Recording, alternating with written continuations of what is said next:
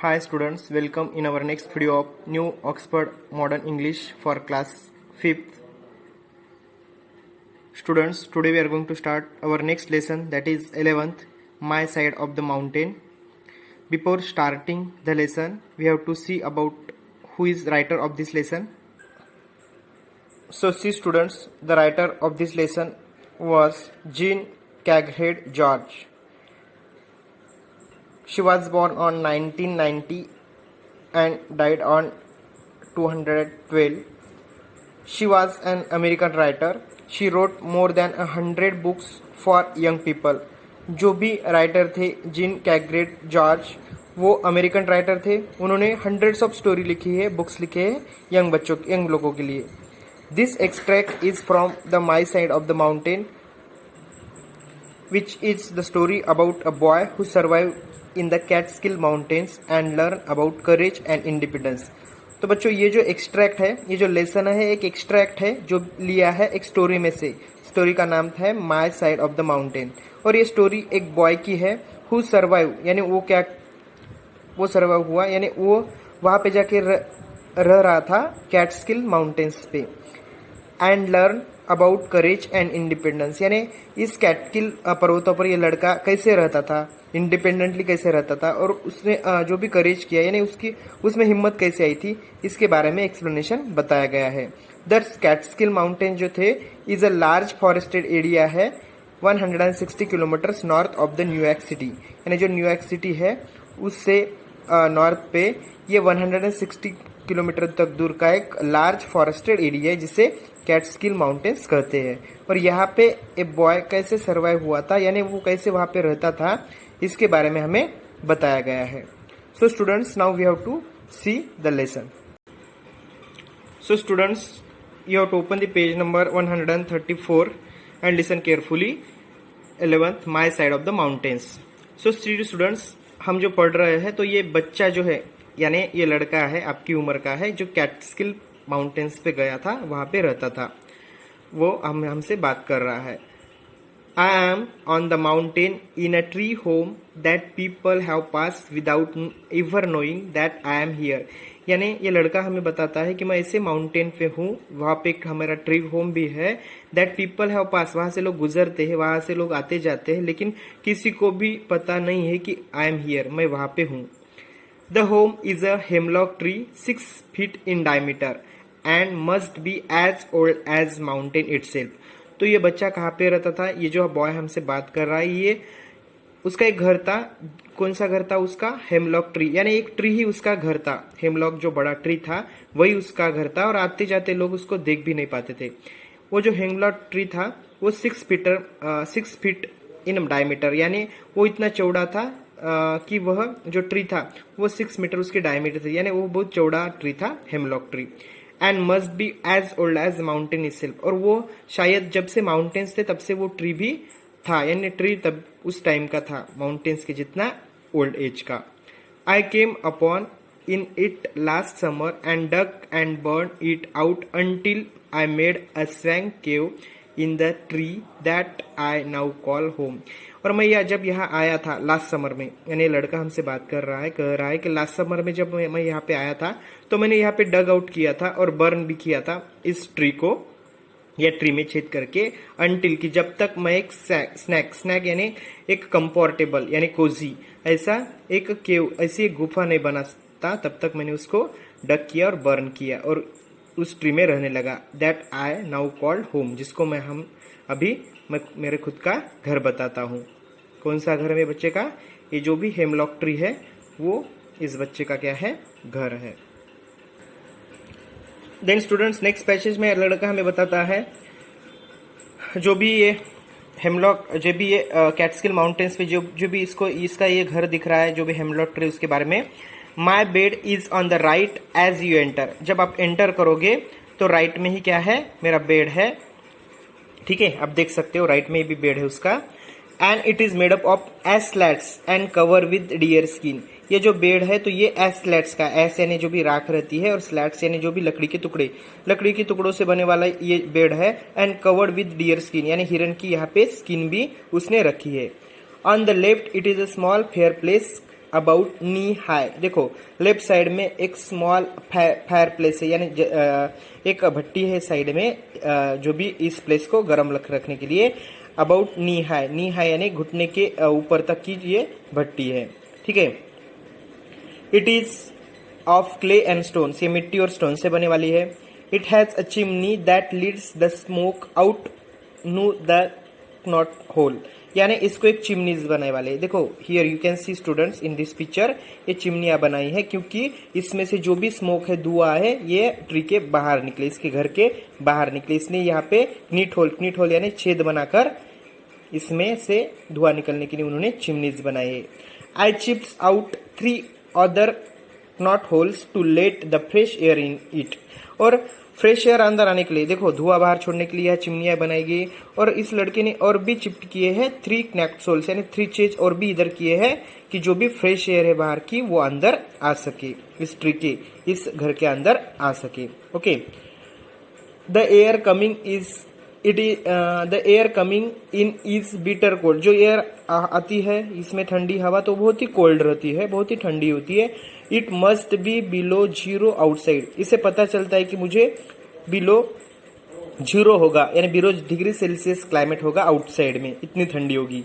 And yet I can sit here inside my tree and write with bare hands, ऐसा होकर भी मैं मेरे ट्री में बैठ के अच्छे से राइट कर सकता हूँ विथ अ बेयर हैंड्स, यानी हाथ में बिना कुछ पहने हुए भी मैं यहाँ पे बैठ के अच्छे से राइट कर सकता हूँ। द फायर इज स्मॉल, जो भी फायर है बहुत स्मॉल है, you can see in this picture fire बहुत स्मॉल है too. It doesn't take much fire to warm this tree home, लेकिन ये इस ट्री होम को गर्म करने के लिए, इसको वार्म रखने के लिए ज्यादा जो भी ज्यादा जो भी फायर है उसकी जरूरत नहीं है। Okay students, turn to the next page. उसके बाद ये लड़का कहता है it is the 4th of December, I think it may be 5th, अभी ये तो दिसंबर की 5th तारीख होगी, नहीं तो 4th तारीख होगी, नहीं तो 5th भी हो सकती है। आई एम नॉट श्योर, मैं श्योर नहीं हूँ डेट के बारे में, because I have not recently counted the notches in the aspen hole that is my calendar, क्योंकि इस बच्चे ने क्या किए थे, नॉचेस किए थे। नॉचेस का मतलब है होल, छेद किए थे। एस्पेन पोले ने जो भी लकड़ी का एक, समझो लकड़ी का एक ऐसा पोल बनाया है, और पोल पे डेली वो क्या करता था, नॉचेस करता था, यानी डेट के हिसाब से, डेट मालूम होने के लिए, डेट रिमेम्बर करने के लिए, डेट समझने के लिए। लेकिन कई दिनों से इसने उस नॉचेस को काउंट नहीं किया, इसीलिए उसको पता नहीं है कि आज कंफर्म डेट कौन सी है।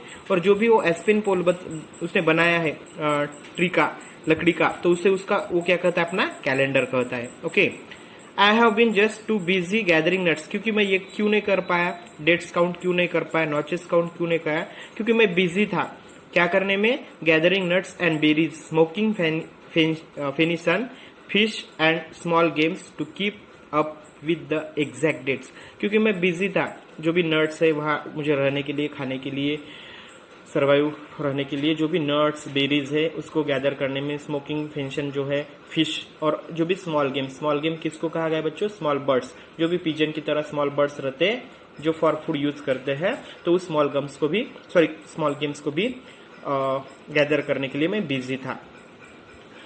उसके बाद जो भी उसके इसमें लैम्प बताया गया आपको, उसके जो भी घर था गुफा में, एक बार हम पिक्चर देखेंगे। सी स्टूडेंट्स, ये जो भी आपको लैम्प बताया गया इसके बारे में, the lamp I am writing by is deer fat poured into turtle shells with a strip of my old city trouser for a wick. देखो जो भी लैम्प है जिसमें मैं जिसका यूज करके मैं लिखता हूं, तो एक फैट डियर स्किन से ओड किए वाला ऑयल, और वो किस में रखा है, टर्टल के सेल में, टर्टल के स्केल जो भी सेल रहती है उस सेल में वो मैंने फैट डियर की फैट रखी है। और मैंने जो भी वीक, इसको जो भी हम जलाने के लिए जो भी करते हैं वीक, यानी इसको वात कहते हैं, तो मैंने ओल्ड सिटी ट्राउजर थी मेरी, उससे मैंने बनाने वाली है। ठीक है, उसके बाद it snowed all day yesterday and tomorrow. It snowed यानी पूरा बर्फ गिर रहा था, कल भी, आज भी, परसों भी। ठीक है, I have not been outside since that storm began, और जब से ये बर्फ पड़ने लगा, जब से ये तूफान आया, स्टॉर्म आया, तब से मैं आउटसाइड निकल ही नहीं पाया हूँ। And I am bored for the first time since I ran away from home 8 months ago to live on the land. और जब से मैं घर से आया हूँ भाग के जमीन पे रहने के लिए, लैंड पे रहने के लिए, उसको 8 months हुए है। तब से मैं आज ही फर्स्ट टाइम बोर हुआ हूँ, ऐसा ही लड़का कहता है। जैसे स्ट्रॉम आ गया है, बर्फ गिर रहा है, तो मैं अंदर ही हूँ, मैं बाहर नहीं जा सकता, तो मैं बोर हो गया हूँ। जब से मैं घर से आया हूँ 8 मंथ हो गए हैं मुझे, तब से पहली बार मुझे थोड़ा सा बोर फील हो रहा है। Okay, I am well and healthy, मैं अभी अच्छा खासा हूँ, वेल हेल्दी हूँ। द फूड इज गुड, मुझे जो फूड मिलता है खाने को वो भी अच्छा है। Sometimes I eat turtle soup, कभी कभी मैं टर्टल सूप भी लेता हूँ। And I know how to make acorn pancakes, acorn pancakes कैसे बनाना ये भी मुझे मालूम है। I keep my supplies in the wall of the trees in wooden pockets that I chop myself, और मैं मेरे जो भी सप्लाईज है, जो भी खाने की चीजें वगैरह है, मैं जो भी मेरे इस ट्री के अंदर, मेरे घर के अंदर जो भी मैंने चॉप्स किए वुडन के पॉकेट्स से, चॉप करना है वुडन की छेद करके वहां पे पॉकेट्स बनाना चीजें रखने के लिए, वो भी उसमें मैं मेरे सप्लाईज रखता हूँ, ऐसा ये लड़का कह रहा है।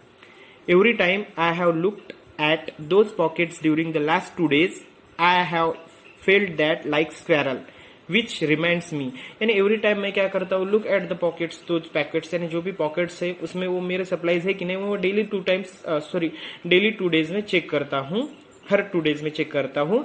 मुझे ऐसा फेल लगता है स्क्वेरल की तरह, यानी जो भी गिलहरी रहती है, गिलहरी की तरह मुझे लगता है देखना, और मुझे तब गिलहरी की याद भी आती है, यह गिलहरी मुझे याद दिलाती है। I don't see a squirrel 1 whole day before that storm began, लेकिन उस स्क्वेरल को, उस गिलहरी को मैंने एक दिन से पूरा देखा नहीं है जब से स्टॉर्म स्टार्ट हुआ है। मुझे आई गेस, मुझे ऐसा लगता है they are hold up and eating their stored nuts too, मुझे ऐसा लगता है कि उन्होंने भी होल्ड अप, वो भी अपनी गुफा में या उनके जो भी रहने के ठिकाने हैं उनमें वो रहकर जो भी स्टोर के नट्स है वो खा रहे होंगे। आई वंडर इफ द बैरन, अभी बैरन किसके लिए वर्ड यूज किया है, बैरन एक वाइल्ड एनिमल है, कार्निवोरस एनिमल, उसके लिए वर्ड यूज किया है, कार्निवोरस जो भी मांसाहारी एनिमल रहता है ना उसके लिए। I wonder if the baron that's the wild weasel, wild weasel है, जंगली है, who lives behind the big boulder to the north of my tree, मेरे ट्री के नॉर्थ साइड पे जो रहता है, it is also den up, ऐसा लगता है कि it is also den up, यानी वो भी छुप गया होगा अपनी गुफा में। Well anyway I think the storm is dying down, मुझे ऐसा लगता है कि स्टॉर्म अभी डाइंग डाउन, यानी स्टॉर्म जो है, तूफान है, अभी कम कम हो रहा है। क्यों इसे मालूम हुआ, because the tree is not crying so much, क्योंकि ट्री ज्यादा क्राइंग नहीं कर रहा। क्राइंग का मतलब है रोना नहीं, क्राइंग का मतलब है आवाज करना। जैसे स्टॉर्म की, तूफान की वजह से ट्री के पत्ते हिलते हैं, जोरों जोरों की आवाज होती है, तो वो आवाज अभी बंद हुई है, कम होती जा रही है, इसलिए पता चल रहा है कि स्टॉर्म अभी थोड़ा सा कम हो रहा है। Okay, When the winds really blows the whole tree, यानी जब वाइंड रियली ब्लोज, वाइंड जब फास्ट ब्लो होता है तूफान के वक्त, तो पूरा ट्री क्या होता है, moans right down to the roots, roots तक वो हिलता है, which is fair I am, यानी मुझे पूरा वो महसूस होता है, ट्री पूरा हिल रहा है, जहां पे मैं रहता हूं वहां तक वो ट्री मॉन्स करता है। Okay, tomorrow I hope the baron and I can tunnel out into the sunlight, मुझे ऐसा लगता है कि कल शायद तूफान बंद होगा और हम सनलाइट की, सूरज की रोशनी में इस ट्री के बाहर निकल सकेंगे, बैरन भी मेरे साथ निकलेगा बाहर। आई wonder if I should dig the snow, मुझे ऐसा लगता है कि शायद मैं स्नो को डिग करके बाहर निकल सकूं, but that would mean I would have to put it somewhere, तो मुझे ऐसा लगता है कि मुझे वो कहाँ तो भी रखना पड़ेगा। And the only place to put it is in my nice nut tree, और कहाँ रख सकता हूँ, एक ही जगह मेरे पास है, मेरा ये घर यानी hemlock tree. Maybe I can pack it with my hands as I go, मैं इसको जैसे भी बाहर निकलूंगा तो इसको पैक भी कर सकता हूँ मैं हैंड से। I have always duck into a snow for a top, never up from the under, मैं हमेशा क्या करता हूँ, स्नो अगर डक करना है मुझे, स्नो को खोदना है, तो मैं टॉप से स्टार्ट करता हूँ, अंडर से नहीं करता हूँ।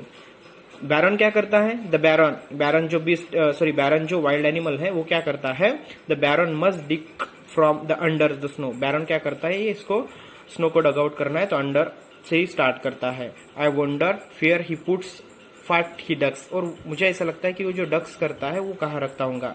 Well I guess I will knowing in the morning, मुझे पता चलेगा, I will know in the morning, morning में मुझे तो पता चलेगा कि ये क्या करता है। फिर I wrote the last winter, जब लास्ट विंटर में मैं लिख रहा था, ये लिखा, I was scared and thought maybe I did never get out of my tree, मुझे ऐसा लगता था कि मैं ट्री से बाहर ही नहीं निकल पाऊंगा। I had been scared for 2 days, 2 days तक मैं डर गया था। ever since the first blizzard hits the Catskill Mountains। जब पहला ब्लिजार्ड यानी जो भी पहला तूफान हिट किया था जिसने कैटस्किल माउंटेन्स पे पोते भी शायद मई आने के बाद पहला ही तूफान था। When I come in to the sunlight, which I did simply by poking my head into the soft snow and standing up, I laugh at my fear। और जब सनलाइट निकली सुबह, मैं सिंपली उस पोकिंग माई हेड यानी simply मैंने कुछ नहीं किया, पोकिंग माई हेड यानी मेरा हेड उस बर्फ को लगाया तो सॉफ्टली जो भी सॉफ्ट स्नो था वो निकल गया और मैं सीधे उस यानी ट्री से, हेमलॉक ट्री से यानी घर से बाहर निकल सका। I laugh at my fears और तब जाके मैं मेरे फियर्स को, मेरा जो डर था उस पर मुझे हंसी आ गई थी। ओके स्टूडेंट्स, इसके बाद का जो नेक्स्ट पार्ट है we will see in our next video.